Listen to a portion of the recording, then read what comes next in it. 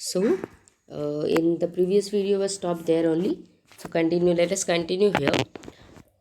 So, yes, what is the meaning of ground? Ground एक होता है आपका नॉर्मल प्ले ग्राउंड, राइट? उसको भी हम क्या बोलते हैं? वी से इट एज ग्राउंड. और जब प्ले ग्राउंड इसका मीनिंग होता है, that time it is acting as play ground. एक जगह हो गई, इट इज़ अ प्लेस. और प्लेस के नेम को हम क्या बोलेंगे? किसी भी चीज़ के नाम को हम क्या बोलते हैं? Noun. So it is acting as a noun there, as a noun there. Okay, play ground. So you can write the sentence here that children are are playing in the ground. Okay, my handwriting may not be clear, so if you don't understand anything, so ask me. Okay, so ground means playground as noun. Children are playing in the ground. Children ground में खेल रहे हैं. Ground is a place there. It is acting as noun. Okay, so now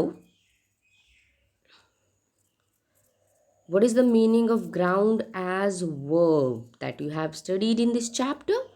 Right? Ground is acting as past form of grind.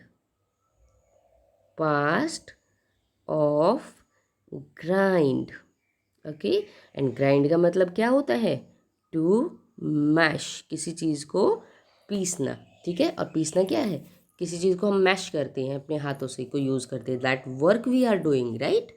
And working word और action word are called verb. So here ground will meaning of ground is as verb. Okay, the cook ground the coconut. Okay, तो cook ने coconut को पीसा. So clear? Ground means as noun, ground means playground, and as verb ground means past form of grind. Okay, so now next is survey. So now I will be telling the meanings only, and you have to form the sentences on your own. Okay, so survey. What is the meaning of survey here? First, as noun, survey means to study the behavior or to record the details. Okay, survey as noun means study of behavior. अब आप सोचेंगे ये तो एक काम हो गया, right? But that is also acting as a feeling here, and that's why it is acting as a noun. Let me form the sentence of this so that you can understand. Okay, so a recent survey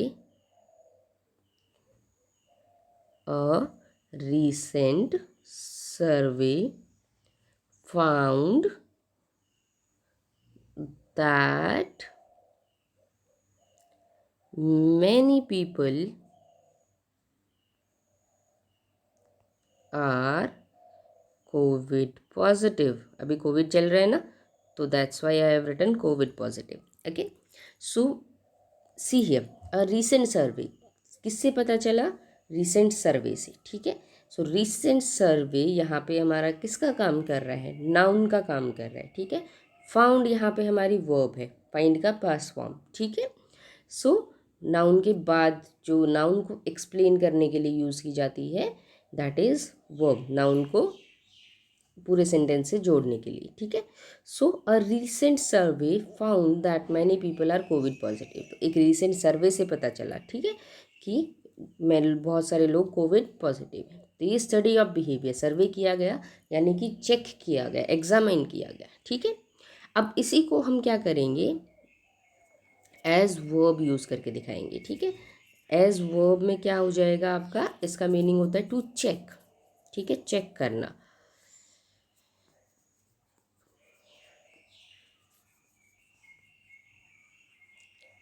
okay, so as verb में इसका meaning होता है to examine, जो जैसा कि आपने chapter में study किया था, टू एग्जामिन का मतलब हो गया क्या, to check. So the Maharaja survey the kitchen, the Maharaja survey the kitchen या द डिशेज, महाराजा ने डिशेज चेक की. ठीक है.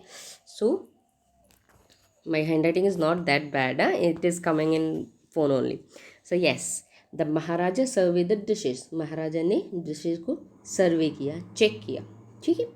सो यहाँ पे देखिएगा, it is acting as an verb. अच्छा, आपने इन दो sentences, we have studied about ground, we have studied about survey as noun and verb. तो आपने यहाँ पे दो चीज़ें नोटिस की होंगी, two things you must have noticed. See, ground में भी जब हमने the students are playing in the ground, ठीक है, और सर्वे, रिसेंट सर्वे शोड, तो जब हम एक recent survey found that many people are Covid positive.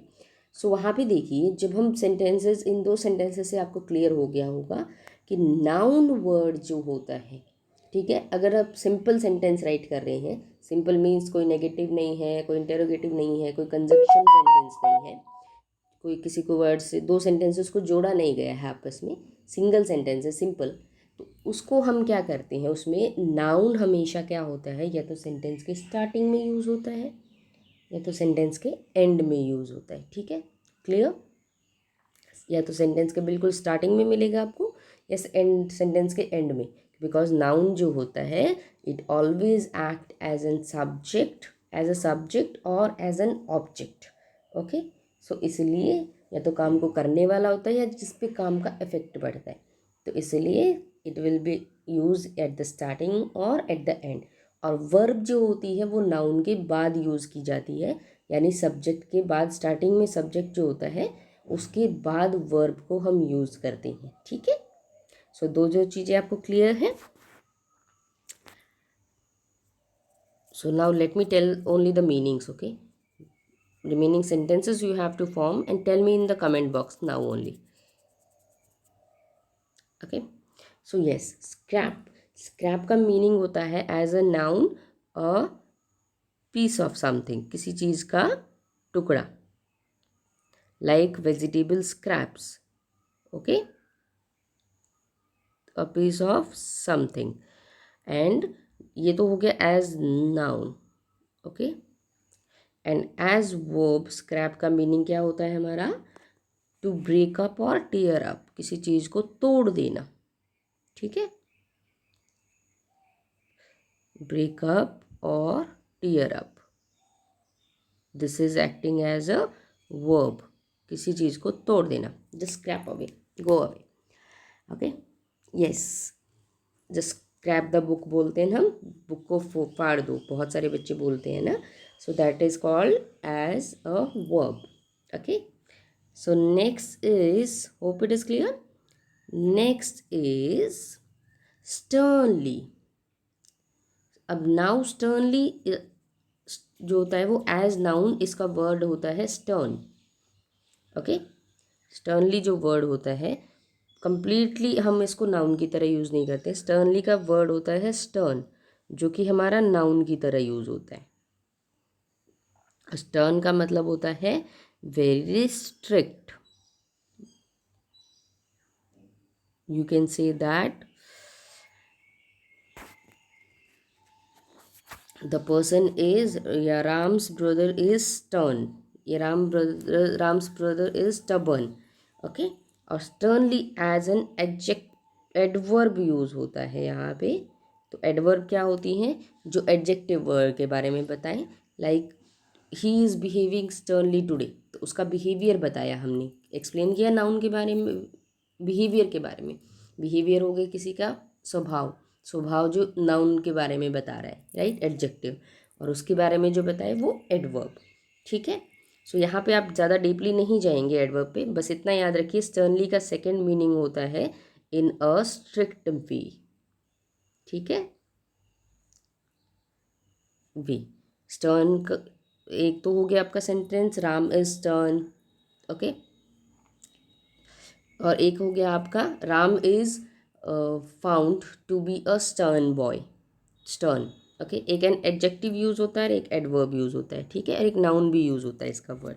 Noun और एडजेक्टिव में इसका मीनिंग सेम होता है, सेंटेंसेस में यूज डिफरेंट। ओके, और यहाँ पे हो गया adverb in a strict way. Okay,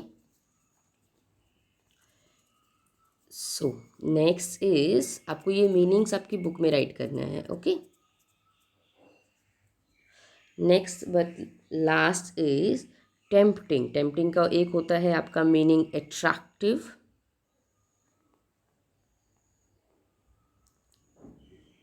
ठीक है, और एक होता है आपका मीनिंग टू प्रोवोक, ठीक है।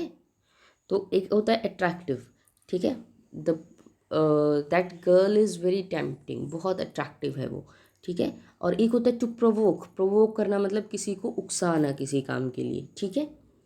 Okay, she tempt Ashok to complete her homework. तो उसने अशोक को प्रोवोक किया टू अपना होमवर्क कंप्लीट करने के लिए, शी टेम्प्ट्स, और या she is tempting Ashok to complete her homework. Okay, तो टेम्प्ट का मतलब हो गया टू प्रोवोक, उकसाना किसी को, ठीक है, किसी भी काम के लिए, गलत काम के लिए भी सही, 90% गलत काम के लिए होता है ऑब्वियसली, ठीक है। So attractive and to provoke, attractive हो गया आपका एज एन एडजेक्टिव, और टू प्रोवोक आपका हो गया क्या, as a verb। Okay, so last two words are acting as an adjective, this is acting as an adjective and adverb।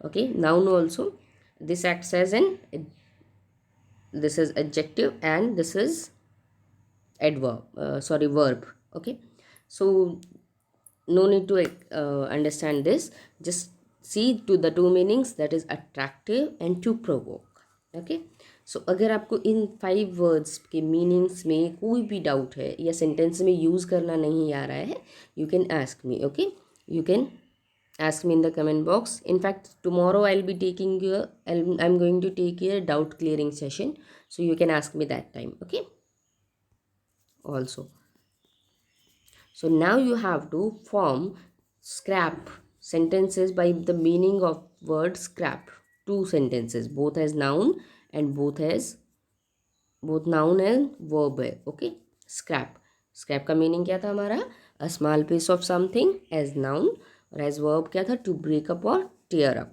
तो scrap से आप अभी सेंटेंस बनाएंगे, और स्टर्नली और टेम्पटिंग का सेंटेंस आपका होमवर्क है, in tomorrow's class we will be asking. Okay.